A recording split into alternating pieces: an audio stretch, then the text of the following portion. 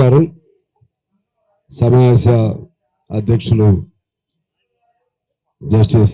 మాజీ జస్టిస్ చంద్రకుమార్ గారు, పెద్దలు హరగోపాల్ గారు, కోదండరావు గారు, నారాయణమూర్తి గారు, వీరభద్రం గారు, ఇంకా చాలామంది, ప్రతాప్ రెడ్డి గారు, వెంకటరామయ్య గారు, ఇంకా చాలామంది ఉన్నారు, ఏమనుకోవద్దు. విమలక్క గారు, హాజరైన ప్రియమైన సోదరులారా, మీ అందరికీ ముందుగా నా రెడ్ సాల్యూట్ తెలియజేస్తామన్నాను. అసలు నరేంద్ర మోడీ ఎవరు, అమిత్ షా ఎవరు, అలాగే కేశవరావు ఎవరు, ఇది మనం ఆలోచన చేయాలి. లేకపోతే గణపతి ఎవరు, రామకృష్ణ ఎవరు, లేకపోతే ఏచూరి సీతారాం ఎవరు, అది ముందు ఆ కంపారిజన్ మనకు రావాలి. నరేంద్ర మోడీ ఈ దేశంలోనే, ఈ రాజ్యాంగ పరిధిలోనే ముద్దాయిగా పేర్కొనబడినటువంటి వ్యక్తి.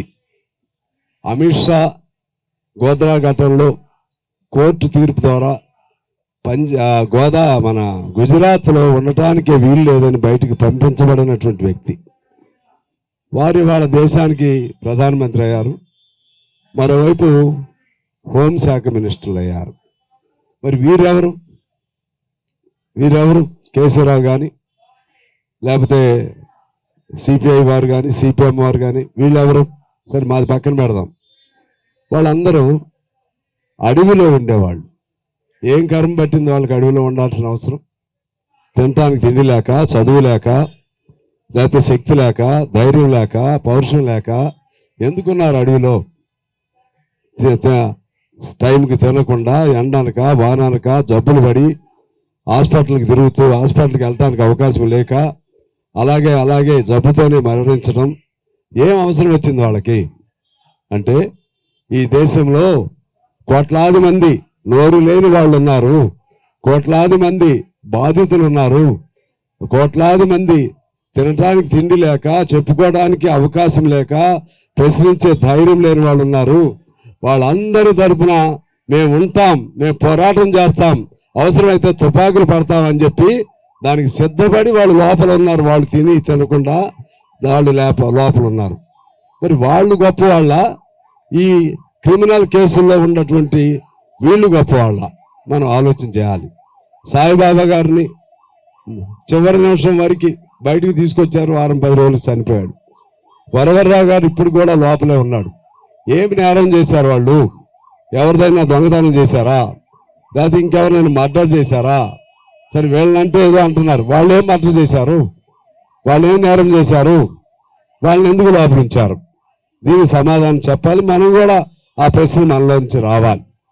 ఇవాళ జరుగుతున్న పరిస్థితి ఏంటంటే, ఇవాళ ఆ రోజుల్లో మనం భూస్వామ్య విధానం ఉండేది, ఫెడరల్ వ్యవస్థ ఉండేది. ఫెడరల్ వ్యవస్థకు వ్యతిరేకంగా పేద వర్గాల కోసం దున్నేవాడికే భూమి అని, పెట్టి చాకరీ పోవాలని, ఇటువంటి అనేక అంశాలపైన మనం పోరాటం మన పెద్దలు చేశారు. ఈనాడు ఫెడరల్ వ్యవస్థకు కొత్త రూపంలో, ఫెడరల్ వ్యవస్థకు నవీన రూపంలో, ఫెడరల్ వ్యవస్థ కంటే భయంకరమైనటువంటి కార్పొరేట్ వ్యవస్థ ఉంది. ఆ రోజుల్లో ఫెడరల్ ప్రభువులకు కాపలా కాసేది ఎవరంటే నిజాం నవాబు లాంటి వాళ్ళు కాపలా కాశారు, వాళ్ళ అండతో ఉన్నారు. ఈ రోజుల్లో ఫెడరల్ కంటే ప్రమాదకరమైనటువంటి కార్పొరేట్ శక్తులకి ఎవరు కాపలా కాస్తున్నారా అంటే నరేంద్ర మోడీ లాంటి వాళ్ళు కాపలా కాస్తున్నారు. ఆ రోజుల్లో బానిసత్వం ఉండేది, ఆ రోజుల్లో వెట్టి ఉండేది, ఆ రోజుల్లో చేసిన పనికి ప్రతిఫలం లేకుండా ఉండేది.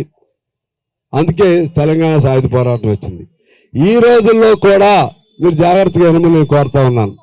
ఈ రోజుల్లో కూడా ఆనాటి వెట్టి కంటే మరింత వెట్టి చేస్తున్నటువంటి వెట్టి కార్మికులు వందల వేల మంది దేశంలోనే కాదు, ఈ రాష్ట్రంలో కూడా ఉన్నారని నేను మీకు తెలియజేస్తున్నాను. 3,000 రూపాయల జీతంతో మహిళ, ఇది మన మధ్యాహ్న భోజనం 3,000 నెలకి జీతమా? 8,000 పంచాయతీ ఊడ్చేవాళ్ళకా? 8,000 7,000 ఊడ్చేవాళ్ళకా? ఆశా వర్కర్లకు ఇంకా తక్కువ. అంగన్వాడీ వాళ్ళకి ఏదో 10,000 11,000 ఇచ్చి మేము చాలా చేస్తున్నామని చెప్తారా? ఇదేమిటిది? వాళ్ళు వెట్టి కాదా? వాళ్ళు బానిసలు కాదా?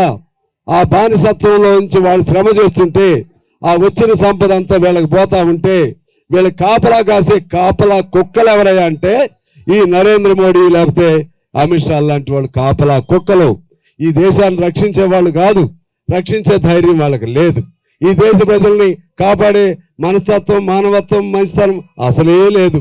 అధికారంలో ఉండాలనే కోరిక తప్పితే. నేను అడుగుతున్నా, నీకు ధైర్యం ఉంటే మన పహల్గాం దాడి జరిగింది. పహల్గాం దాడి జరిగితే ఒక్కడినైనా ఒక్క టెర్రరిస్ట్ అయినా పట్టుకున్నావా అని నేను అడుగుతున్నా. ఒక్కడైనా పట్టుకున్నారండి? ఏమన్నావు? మీకు చుక్కలు చూపెడతాం, మళ్ళీ మీరు ఎందుకు పుట్టావా అని చూపెడతాం, సినిమా డైలాగ్ కొట్టావుగా నరేంద్ర మోడీ. మరి ఏం చేశావు? 2 రోజుల్లో ఏమైపోయింది? మనకేమో ఆయన పెద్ద బాసు, నరేంద్ర మోడీ మన దేశానికి బాసు. ఈయన అక్కడ ఈయనకి బిగ్ బాస్ ఇంకొక ఆయన ఉన్నాడు, ట్రంప్. బిగ్ బాస్కి ఈయన చోటా బాసు, లేకపోతే చోటా శిష్యుడు. ఆయన ఆర్డర్ వేశాడు, ఈయన దాన్ని అమలు చేశాడు. ఆయన శాసించాడు, ఈయన ఆచరణ చేశాడు. ఒక్క మాట అయినా ట్రంప్ చెప్తున్నాడు నేనే ఆపానని. నీకేం సంబంధమయ్యా అని ఒక్క మాట అని చెప్పావా? పాత ఎన్ని పెడుతున్నారు. ఇందిరాగాంధీ ఎలా పలికింది, ఆనాడు 71 యుద్ధంలో ఎలా కాంగ్రెస్ పార్టీ ఫేస్ చేసింది, అవన్నీ చెప్తున్నారు. ఒక్క అంశమైన నువ్వు చేసావా? ఒక్క మాట అయినా నువ్వు మాట్లాడుతున్నావా? ఇప్పటికైనా నువ్వు మాట్లాడుతున్నావా? నరేంద్ర మోడీ గారు మీరు సమాధానం చెప్పాలి. అమిత్ షా అంటాడు, అమిత్ షా 2026 మార్చి నాటికి తుదముట్టిస్తాను అంటున్నాడు. నేను అడుగుతున్నాను, నీకు చేతనైతే 2026 మార్చి కాదు, 2027 తీసుకో, లేకపోతే నీ చివరి సంవత్సరం ఎప్పుడొస్తుందో ఆ సంవత్సరానికి తీసుకో. ఈలోపు టెర్రరిస్టులు అనే వాళ్ళని లేకుండా తుదముట్టిస్తానని చెప్పి శపథం చేయి అమిత్ షా. అప్పుడు నీకు శాల్యూట్ చేస్తామని చెప్తున్నాం. దానికి నీకు చేత కాదు. పోనీ ఈ దేశంలో డేట్ పెట్టు, నిరుద్యోగం లేకుండా చేస్తానని చెప్పు, నీకు శాల్యూట్ చేస్తాం. నువ్వు డేట్ చెప్పు, ఇతర రైతులకు బాధలు లేకుండా చేస్తామని చెప్పు, నీకు శాల్యూట్ చేస్తాం. మీరు చెప్పేది ఏమిటి? అమాయకులైనటువంటి మావోయిస్టులు అమాయకులు నా దృష్టిలో. విధానాలు మారినాయి, మేధావులు కావచ్చు, కానీ ఇంకా నమ్ముతున్నారు అడవిలో ఉండి తిరుగుబాటు చేద్దామని. ఇంకా నమ్ముతున్నారు. 52 వరకు కమ్యూనిస్టులను చేశాం, మా పెద్దలందరూ చేశారు. తర్వాత వద్దనుకున్నాం, అవసరం వచ్చినప్పుడు చేద్దామనే లైన్ తీసుకున్నారు. కానీ వీళ్ళు ఇంకా మా సోదరులు ఉన్నారు. దాన్ని మేము కరెక్ట్ అని అంటలా, కానీ వాళ్ళు ఎందుకు ఉన్నారనేది బేసిక్గా దాని లోతుల్లో పోయి ఆలోచన చేస్తే వాళ్ళు ఇప్పుడు కూడా ఈ సమాజం కోసమే ఉన్నారు. అందువలన ఒకనాడు సిపిఎం వాళ్ళని చంపారు, వాళ్ళు ఒకనాడు సిపిఐ వాళ్ళని కూడా చంపారు. అయినా మాకు అదేమి లేదు, కోపతాపాలు లేవు. ఎందుకు లేవంటే వాళ్ళ విధానం అది తప్పని అన్నాం. ఇప్పుడు మీరు కూడా ప్రభుత్వం కూడా పోలీసులను చంపారు, ఇంకోళ్ళని చంపారు అనే బదులు మీకు న్యాయస్థానాలు ఉన్నాయి మీ చేతుల్లో. వాళ్ళు ఏదన్నా తప్పు చేస్తే న్యాయ ప్రకారంగా, న్యాయ విధానాల ప్రకారంగా, న్యాయ ప్రక్రియ ద్వారా వాళ్ళని విచారణ చెయ్యి, వాళ్ళని అరెస్ట్ చెయ్యి. నీ పద్ధతిలో నువ్వు చేసుకో. చంపుతావా? ఎంతమంది చంపుతావు? ఎంతమందిని నువ్వు గొంతు విసుగుతావు? ఎంతమంది గొంతు లేవకుండా చేయగలుగుతావు? నరేంద్ర మోడీ సమాధానం చెప్పే రోజు నీకు వస్తుంది. ఎంతమంది అనేది. ఇంకా 11 మంది ఉన్నారంట. ఆ 11 మందిని ఇంకెవరు, మన గణపతి ఇటువంటి వాళ్ళు ఉన్నారంట, లిస్ట్ వచ్చింది మధ్య. ఆ 11 మందిని కూడా లేకుండా చేసేస్తే భారతదేశంలో ఇక నక్సలిజం ఉండదు. ఉగ్రవాదం కాదు అనేది, నక్సలిజం ఉండదు. దాని నేపథ్యం కమ్యూనిజం ఉండదని. నరేంద్ర మోడీ గారు, అమిత్ షా గారు, మీకు మేము ఈ వేదిక పైన నుంచి మేము మీకు సవాల్ చేస్తున్నాం. మీరు ఎక్కడో చిన్నవాళ్ళు అనుకోవచ్చు, ప్రతి ఇట్లా అందరం కలిస్తేనే దేశంలో పెద్ద ఎత్తున ఉద్యమం వస్తుంది. వాళ్ళు మేము హైదరాబాద్ నడిగడ్డ మీద ఉండి సవాల్ చేస్తున్నాం. ఏ హైదరాబాద్ అంటే ఒకనాడు తెలంగాణ సాయుధ పోరాటం చేసి ఈ దేశ చరిత్రలో సువర్ణ అక్షరాలతో, రక్తాక్షరాలతో లిఖించబడినటువంటి ఆ గడ్డపై నుంచి నీకు సవాల్ చేస్తున్నాం. నువ్వు కాదు కదా, నిన్ను పుట్టించిన తాత కదా కాదు కదా, నీకు ఆ సిద్ధాంతాన్ని అందించిన హిట్లర్, ముసోలిని లాంటి వాళ్ళే కమ్యూనిజాన్ని ఏమీ చేయలేకపోయారు. ఎంతమంది చంపుతావు? 11 మంది చంపితే అయిద్దా? కొన్ని కోట్ల మంది, మొన్న కేసీరావు చచ్చిపోతే కోట్లాది మంది స్పందించారు. కోట్లాది మంది వాళ్ళు ఏం కమ్యూనిస్టులు కాదు, ఇదేం అన్యాయం అని చెప్పి స్పందించారు. కమ్యూనిస్టులు ఉండాలని చెప్పి కోరుకున్నారు. కమ్యూనిస్టులు లేకపోతే బతుకు తెరువు ఉండదు, ప్రశ్నించేవాడు ఉండడానికి కోరుకున్నాడు. అటువంటి వాళ్ళు కొన్ని కోట్ల మంది స్పందించారు. సీతారాం యేచూరి మరణిస్తే కొన్ని కోట్లాది మంది స్పందించారు. అంతకుముందు చంద్రరాజరావు మరణిస్తే, సుందరయ్య మరణిస్తే, ఇట్లా ఎవరైతే కమ్యూనిస్టు నాయకులు మరణిస్తారో బతికున్నప్పుడు వాళ్ళు విలువ తెలవదు, మరణించిన తర్వాత కమ్యూనిస్టులు వీళ్ళు లేకపోతే ఈ దేశం ఏమైపోతుంది, వీళ్ళు లేకపోతే ఈ సమాజం ఏమైపోతుందని కోట్ల మంది వాళ్ళ గుండె లోతుల్లో నుంచి పలవరిస్తున్నారు, వాళ్ళ గురించి తప్పిస్తున్నారు. నువ్వు చచ్చిపోతే నీ గురించి కన్నీళ్లు చుక్క రాల్చేవాడు కూడా ఉండడు.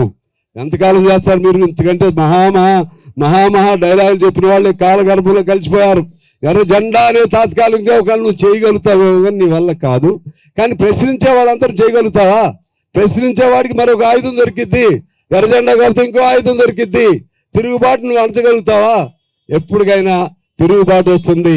ఖచ్చితంగా ఈ దేశంలో తిరుగుబాటు రావాలి, వస్తుందని మేము కోరుకుంటున్నాం. ఎందుకనంటే 8,000 రూపాయలతో బతుకుతారా వాళ్ళు? 3,000 రూపాయలతో బతుకుతారా? ఇటువంటి వాళ్ళు కొన్ని కోట్ల మంది ఉన్నారు. వాళ్ళకి ఇంకా ఆశ ఎప్పుడైనా పర్మనెంట్ అవుతామేమో, ఇంకేదైనా వస్తుందేమో అని ఆశతో నిన్న కరీంనగర్ సిరిసిల్ల వెళ్ళాను. ఆమె కాలంతా కాలిపోయింది. ఏది మధ్యాహ్న భోజనం వంట చేసే పాత్రపడి రూపాయి సహాయం చేసిన వాళ్ళు లేరు. వాళ్ళకి గవర్నమెంట్ వాళ్ళు పట్టించుకోదు. వెట్టి చాకరీ, బానిసత్వం.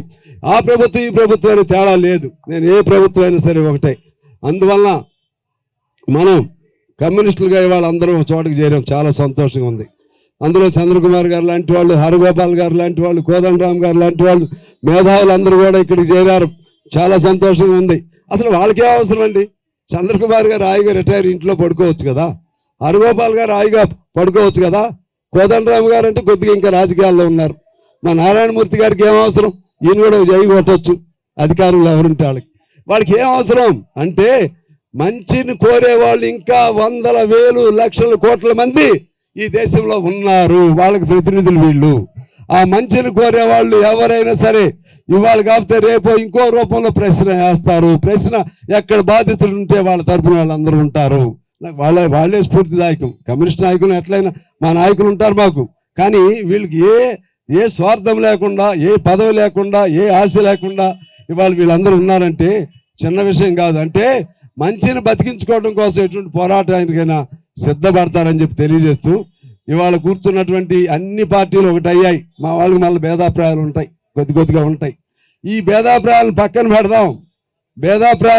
పెడదాం. ఎర్ర జెండాలన్నీ ఒక్క జెండా అయ్యే విధంగా చేద్దామని మీ అందరు గుండె మీద చేసుకుని చెప్పండి. ఎర్ర జెండాలు ఒకటి అవ్వాలా లేదా? అవ్వాలనే వాళ్ళందరూ చేతులు లేపండి దయచేసి. అవ్వాలనే వాళ్ళందరూ. ఇది ప్రజల కోరిక. మనమేమో లెక్కలేసుకుంటాం. ఈ గీటు దాటితే అది, ఆ గీటు దాటి ఇది, ఈ గీటు దాటి ఎందుకు ఇంకా గీతలు వద్దు మనకి. అందరం ఒకటి అవుదాం. అందరం ఒకటైతే ఈ అమిత్ షా ఎంత, నరేంద్ర మోడీ అంతా ఎర్రకోటే మంది అవుతుంది. ఎర్రకోటపై ఎర్ర జెండానే మంది అవుతుంది. పేద ప్రజలందరికీ స్వేచ్ఛా జీవితాలు వస్తాయని చెప్పి తెలియజేస్తూ, ఇవాళ ఇటువంటి మంచి కార్యక్రమం మీరు తలపెట్టండి. మేము ఖచ్చితంగా కమ్యూనిస్టులుగా మీకు పూర్తిగా మేము మద్దతు ఇస్తాం. నాకు సంతోషంగా ఏంటంటే కగారు ఆపరేషన్ మొదలైన వెంటనే అఖిలపక్షం నేను సిపిఐ తరఫున పిలిచాం. పెద్ద ఎత్తున వీళ్ళందరూ వచ్చారు. ఆనాటి నుంచి ఈనాటి వరకు ప్రతి ఒక్కరు వాయిస్ వినిపిస్తున్నారు. ఇంకా వినపడాలి. ఇది ఢిల్లీ పురవీధులు మన లెటర్ కూడా రాశారు మన నాయకులందరూ. ఈ విధంగా ఢిల్లీలో కూడా ఇవాళ నేను సిపిఐగా మా వాళ్ళకి అప్పీల్ పెడితే అన్ని జిల్లాల నుంచి కూడా ముఖ్యులు వచ్చారు. నాకు చాలా సంతోషంగా ఉంది. ఇదేదో హైదరాబాద్ విషయం అనుకోలేదు. వీళ్ళంతా చాలా మంది, ఈ మహిళలందరూ కూడా కండవాలు వేసుకుని మరి వచ్చారు. చాలా మంది వచ్చారు. మన అన్ని జిల్లాల నుంచి కూడా వచ్చారు. కరీంనగర్ వాళ్ళు వచ్చారు, ఖమ్మం వాళ్ళు వచ్చారు. అన్ని జిల్లాల నుంచి నాకు కనపడుతున్నారు. వరంగల్ వాళ్ళు వచ్చారు. అన్ని జిల్లాల నుంచి. ఈ స్పిరిట్ కావాలి, ఈ స్పందన కావాలి. ఇది ఢిల్లీకి వెళ్ళాలి. మా నారాయణ గారు కూడా ఇక్కడే ఉన్నాడు. ఇది ఢిల్లీకి తీసుకెళ్ళాలి. ఢిల్లీలో ఇటువంటి గొప్ప ధర్నా మీరు సిపిఎం నాయకులతో కూడా మాట్లాడి, ఇతర ఎంఎల్ పార్టీ నాయకులతో కూడా మాట్లాడి ఇంతకంటే పెద్ద ఎత్తున ధర్నా చేయండి. ఇవాళ సంతోషం ఏంటంటే ఇవాళ ధర్నాలు పెట్టుకునే అవకాశం వచ్చింది. పోయినసారి ధర్నాలు పెట్టుకునే అవకాశం లేదు. అదే అలవాటు పోలీసులు చూపెట్టారు. బిగినింగ్లో మేము అసెంబ్లీలో ప్రశ్నించాం రేవంత్ రెడ్డి గారిని. వాళ్ళ షూలో మీరు కాళ్ళు వేసి నడుస్తున్నట్టుంది, ధర్నాలు పెట్టుకోవడానికి అవకాశం లేకపోతే అన్నాం. అట్లా జరగదు అని అన్నారు. ఇవాళ హాయిగా ధర్నా పెట్టుకుంటున్నాం. ఈ ప్రభుత్వానికి కూడా ధన్యవాదాలు తెలియజేద్దాం. ఇంతేకాదు మీ ఆ పోలీసులు సహకారం ఇవ్వద్దని చెప్పి మేము కోరుతా ఉన్నాం. ఇక్కడ మా ఛత్తీస్గఢ్, అదే మా కొత్తగూడెం జిల్లా సరిహద్దులు ఉంటాయి. ఈ పోలీసులు ఆడికి వెళ్ళొద్దు, ఆ పోలీసులు సహకారం ఇవ్వద్దు. అప్పుడు ఇంకా బాగుంటుంది. ఇవాళ ప్రకాష్ గౌడ్ గారు కూడా మన టీపీసీసీ ప్రెసిడెంట్ గారు కూడా మహేష్ గౌడ్ గారు కూడా వస్తారన్నారు, మొన్న వచ్చారు. వారు కూడా వస్తే బాగుంటుందని కోరుకుంటూ నేను మరొకసారి మీరందరూ కూడా ఇదే స్పిరిట్ని కొనసాగిద్దాం. ధైర్యం సడలవద్దు, ధైర్యంగా ఉండటమే ప్రశ్నించేవాడి హక్కు, ధైర్యంగా నడవటమే, ఎర్రజెండా పెట్టుకుని పోరాటం చేయటమే ప్రతి కమ్యూనిస్ట్ హక్కు అని చెప్పి తెలియజేస్తూ ఈ సందర్భం మీ అందరికీ అభినందనలు తెలియజేస్తూ మా నారాయణ గారిని వేదిక పైకి రావాల్సిందే కోరుతా ఉన్నాను. రండి అందరికీ నమస్కారం.